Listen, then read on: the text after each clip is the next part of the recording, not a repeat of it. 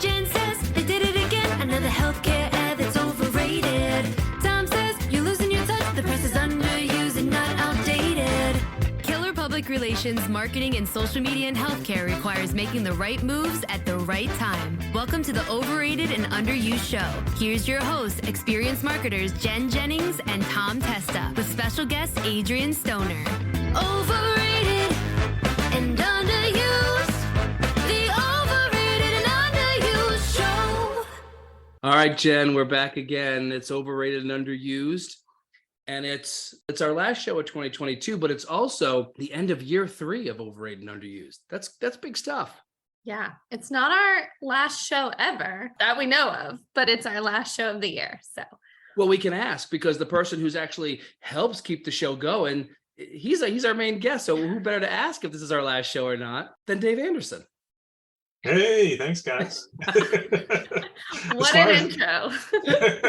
What an intro. Well, yeah, as far as I know, this is not your last show, but we'll see. We'll see how this one goes, and hopefully I don't derail it and take it into a ditch somewhere. But so far, yeah, you guys have been doing great and covering all the topics that we need to talk about. And we've seen a lot more guests this year too, so that's great. And I know we kind of talked about maybe tapping into some of our journalist contacts and some of our media partners and other areas I think we can really expand into and open to hearing other recommendations from out there too. All right. So so you heard it, year 4 coming back 2023 with a brand new slate of topics and a full lineup of guests. Oh, I thought you were going with the holiday season, a full sleigh. Yeah. Full slate Of presents. Yeah. I know. Well, Where's Mariah Carey when you need her? I know, she's over on the Hallmark Channel. So yeah, no, you're right, Jen. We have some good ideas for what's going to be ahead for 2023. But as we always do in our last show of the year, we like to talk about the year that was. We'll get into some predictions. You know, that's why we bring Dave here to really help set the stage for what everyone can look ahead to in 2023. But we like to talk about the year that was. Well, let's get into it, shall we? This is where Dave gets to tell us whether he agrees with all of our amazing ideas and thoughts that we've put out on the airways to all the listeners, or whether we're going to be replaced in 2023. True. All right. Well, let's get into it. So in January, we kicked off the year in 2022 and we talked about budgeting. Good topic to kick off the year, I guess. Favorite topic, money. Mm-hmm. Money. And how not to spend it or how to spend it. I was excited about this one. I really thought you'd need probably a couple different episodes to do it, but you managed to nail everything you needed to right in this one episode. And you kind of covered a lot of different areas of it. The one thing I kept waiting for is, tell me what that exact dollar amount should my budget be. And you never got to that point. So I don't know why. Yeah, well, it could be $5 million. I mean, it depends what we're talking about. Are we talking about like my salary? Or are we talking about like a marketing budget? Because I think both should probably be equal. And higher than whatever it is. Yeah. But you covered a lot of different areas, assessing it and setting goals and, how to align your budget with your sales team and their goals. But it's one of those topics where it'd be great to get input from other people and other companies out there, other agencies, and how they manage that budgeting process and get to it. This one kind of really calls for a collaboration, and it's tough to do just on a podcast.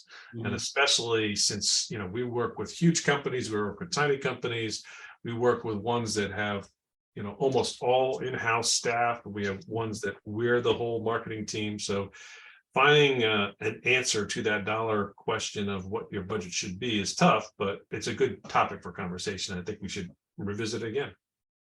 Yes. So here is the prediction question related to budgeting for you, Dave.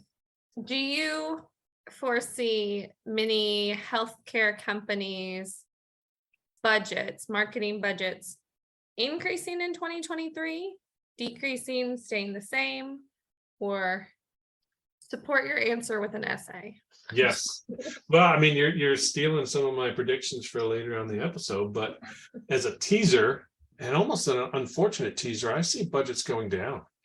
I think we need to learn how to be more efficient with what we're doing in our promotions. I think there's a lot of ways to do that, and some things that we've already been working with our clients to do over this past year. But yeah, I think I'm a bit nervous. The budgets are going to go down, and we just need to be smarter about how we're using those budgets. Yeah, and it's interesting to hear you say that when, from the PR side of things, a lot of these publications are becoming in some ways pay to play, especially for some of the stories that many folks want to get in. Those that are pushing more vendor stories, we see that a lot across the board. So at a time when, you're predicting potentially budgets to go down, and that very well, people are still tightening their purse strings because of they're still kind of either recovering from the pandemic or maybe not meeting the sales goals that they had hoped the year before. I feel like there's more opportunities to actually spend especially when it comes to the PR side.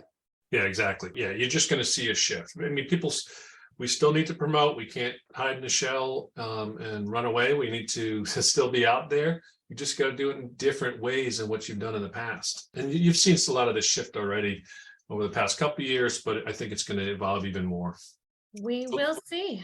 So then we talked in the next month in February about byline articles versus media interviews. Both major players, especially for our agency when it comes to, PR programs, just depending on the client and the contact. But Right.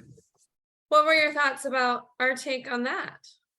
I thought it was a good one. It's one that it's a topic that we talk about with clients every meeting we have. Mhm. And it seems like it's silly, but it's almost second nature to us. We kind of know the market so well. So if you're working with a partner that has a good understanding of the journalists, that have good, strong relationships on what they're looking for, it's something that doesn't even come up as a day-to-day question because you already know which pubs you're going after for media interviews versus byline articles. But it's certainly something that it's worth talking about for those that don't have those strong relationships that are trying to build them. And so I think you guys walk through, understanding the story you're telling and kind of learning about what resources you have in terms of customers and really what you're trying to get out of that placement. So I think you did a good job of walking through all that with everyone. It's definitely something to where you need to evaluate your company or your client specifically and what they have to bring to the table.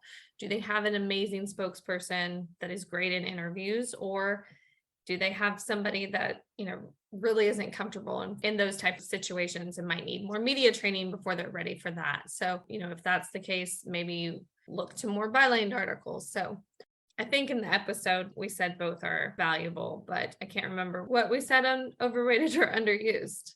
Yeah, and I think to your point too, it's really all about timeliness too of what you have to say. It's not only the expert, not also what you want to say, but when it comes to especially media interviews, you can have a great spokesperson, but they're looking for something that really ties into a news, so maybe a breaking news story or advancing a news story to a second day coverage of that news.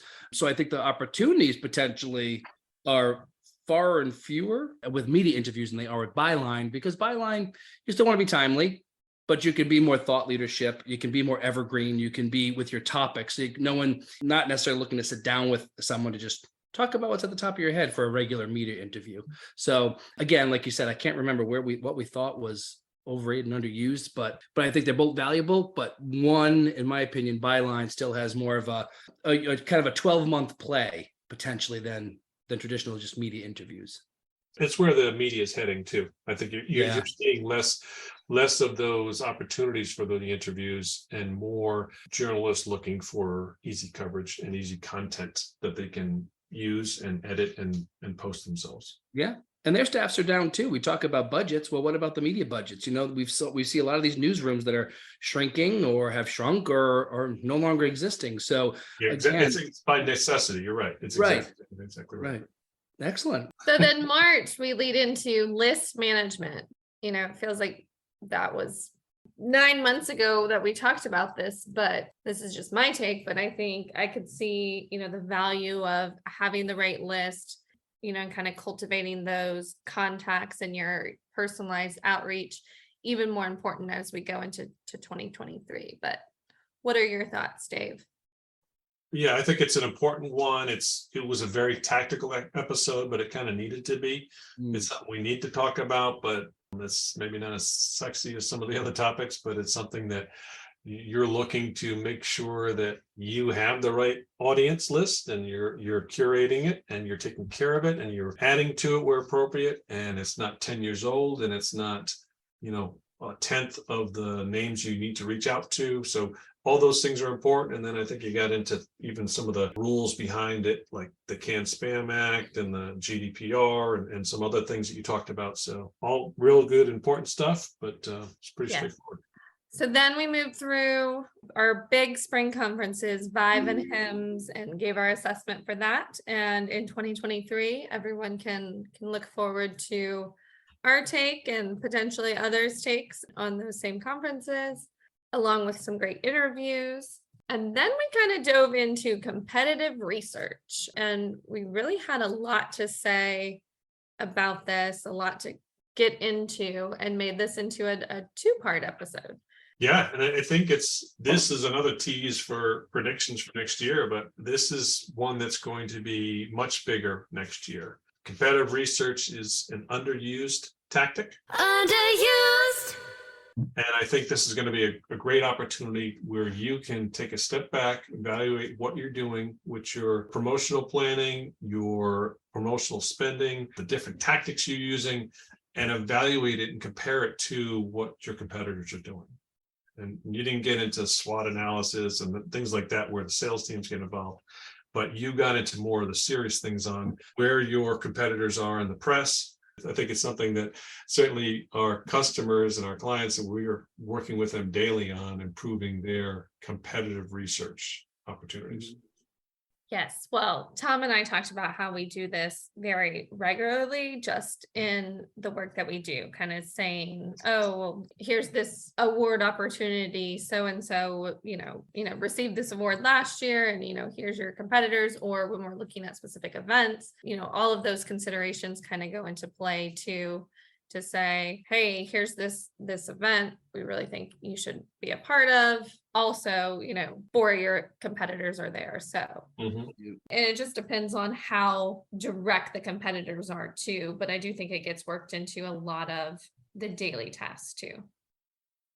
Yeah, and I was going to say too, in this conversation, it'd be interesting to hear what we might talk about on the social media side of competitive analysis today, several months after, where we've seen what's going on with Twitter, even not just with the purchase of Twitter and the shifting of ownership of Twitter, but how Twitter was being used already. Are there people taking a different look at their competitors on Twitter and LinkedIn, LinkedIn getting a little more traction? So this is why we talked about, Jen, this is an exercise that folks should engage in at least twice a year, if not every quarter, because of things like that are continuously shifting, things like social media, other tactics around competitors and what they're doing. So, yeah. And Jen also brought up another good point about just evaluating where you are in the media space. I remember first starting out in PR, and that's what we would fear the most is you get a client that comes to you and say, hey, my top 2 competitors are in this article, how come we're not? And now it's just a matter of getting in front of that and making sure that you're not ever caught in that situation where exactly where their competitors are going to be speaking at, where they're going to be exhibiting at and working with some media leads. So, and trying to get in front of that. So, but you can't do it unless you do the research first. So yeah, a great job on pulling together those episodes. Nice. And then as August came around, rounding out the summer, we had a great host-to-host session. We had Jared Johnson, also a podcaster, healthcare rap host, join us in August. And we had a really good conversation with him.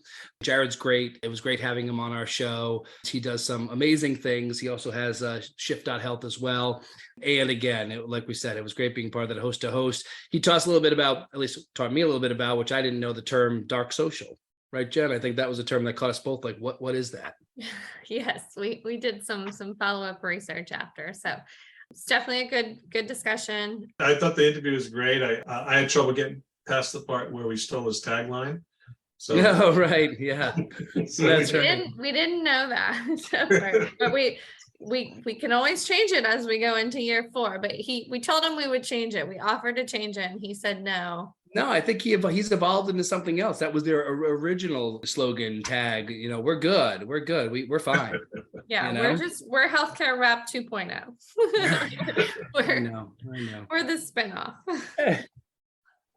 So then we jumped into mainstream versus trade press. So really this was kind of a deep dive into looking at the different types of media outlets and the types of content you would bring to those different media outlets, the ways in which you kind of work, and the intricacies and differences between each. So, well, yeah, and you guys walk through the different sides of it, and this is one of the challenges we kind of see with almost all clients, that almost everyone thinks they have a mainstream story, but very few do.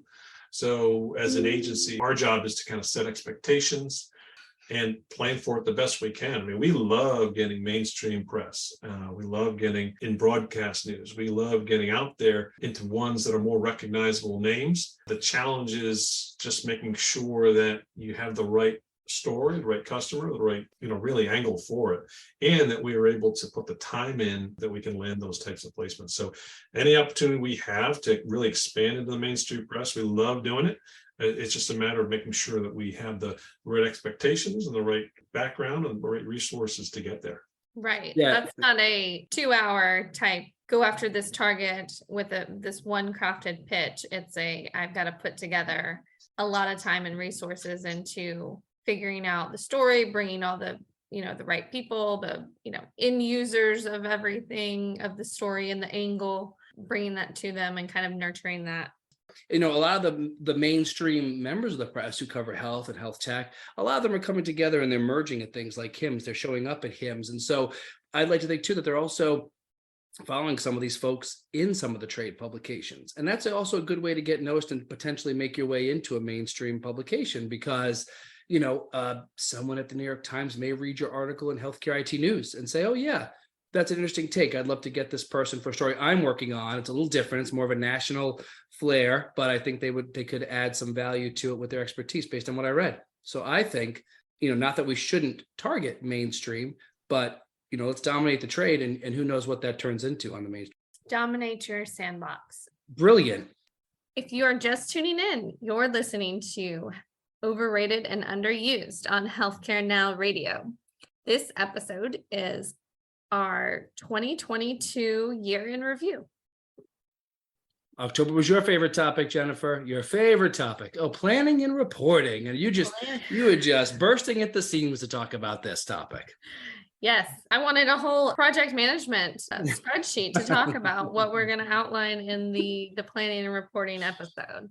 No, I think, definitely timing for that as we roll into Q4. It was just a very timely topic. Organizations are looking at next year's budgets, plans. That's kind of where we went with that. But Dave, what did you think about that episode? Yeah, this topic kind of sometimes gives me hives on it's a necessary evil, but especially in the planning side of things. And again, you sometimes move so fast on things and you just want to get to the actual work and the actual writing that you push off that important step of planning and laying things out and making sure everyone's on board and making sure that everything's tied together swiftly. And that's something that you do very well. And it's something I'm continuing to work on, but definitely making sure that there's some transparency across the team. And then on the reporting side, it only helps you, and by you, I'm talking to you marketers out there, to be seen, to kind of show off all the great work that you've done. And none of us do a great job of it. And we need to all do a little bit better in terms of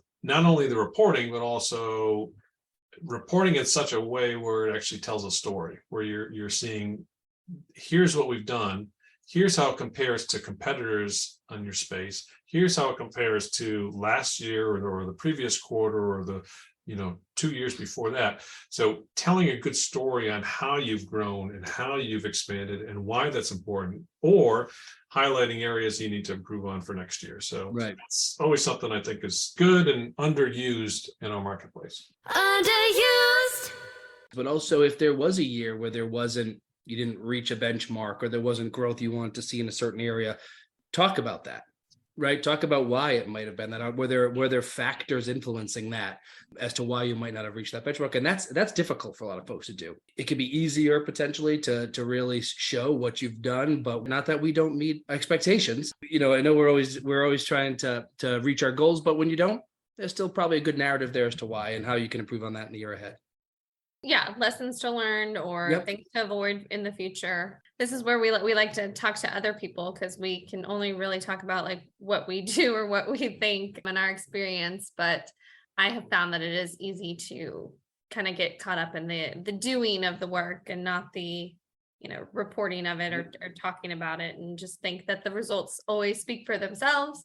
But sometimes you have to paint that clear picture and show that or remind that, especially when you're looking at where large amounts of marketing dollars are going for the next year, what makes sense to keep in the budget versus if Dave thinks all of everyone's marketing budgets are decreasing in 2023, we certainly want to show where the value was spent.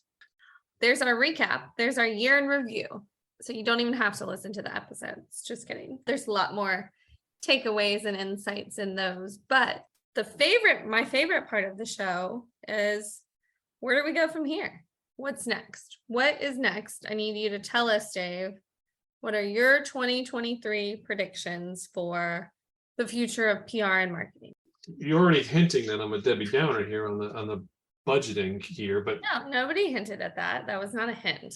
Oh, well, it's in my head, but yeah, where my head is at is on the financial side and kind of evaluating that for the year. I mean, we're a couple of years after the start of the pandemic. There's continued recession fears at home, and then also touching into corporate budgets. We kind of expected there to be a downturn and a slow effect where this hits health IT a couple of years after this, and you're starting to see it. And I don't see opportunities to really turn this around within the next year. So I do expect clients to really take a serious look at their marketing budgets, evaluating where they're spending their dollars, look for areas for cost savings, trying to figure out how to use the budgets that they have efficiently, not going full hog right back into full event marketing and huge marketing spaces at events that they did 3 years ago. I think you're going to see a slow growth back into that area, but it's going to continue to need to be slow. Yeah, I think you just need to look into smaller event and advertising spending, but maybe look into other areas that you can continue to grow. You can't just stop everything. You need to look into how can we more effectively use those dollars into public relations, speaking opportunities, content development, maybe podcasts. I think there's a lot of things you could tap into where you're just being a little bit smarter with your dollars than what you have in the past. I think this is one of the things that I feel like the pandemic kind of brought to PR marketing in general, is that it forced everybody to take a look at what they were doing for promotion currently. And in a lot of ways, reevaluate things. With the events on hold, they were, a lot of organizations were looking at new or different ways, or putting their more money into different avenues. So now that with the return of that, I think, we're coming off years of companies reevaluating the way that they've done things, and maybe not necessarily just doing something because that's the way it's always been done. So really taking a hard look at what's successful, what is going to be successful to reach the goals that they're trying to reach in the coming year. So, even if budgets are tight, we've almost been doing that same thing for several years, and just evaluating what works, make the decisions on where those dollars make the most sense and will bring the most value.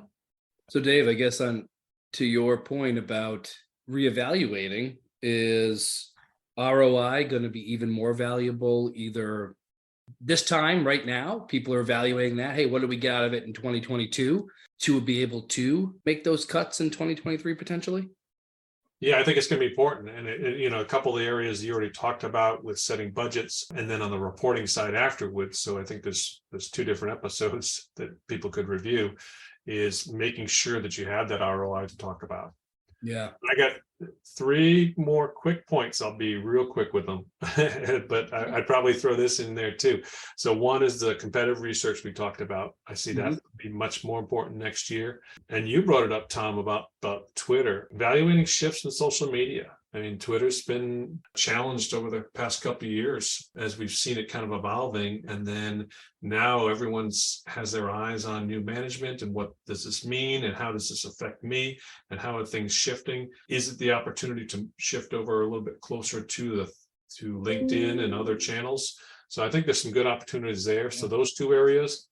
And then finally, SEO. I see another transition where folks are moving away from Google Ads, search engine marketing, and into more of SEO. I think there's some economical ways that you can improve your site without paying for the ad space, developing blog posts to drive traffic there. I think there's some really good areas that people can tap into. And again, just be more cost efficient with your dollars.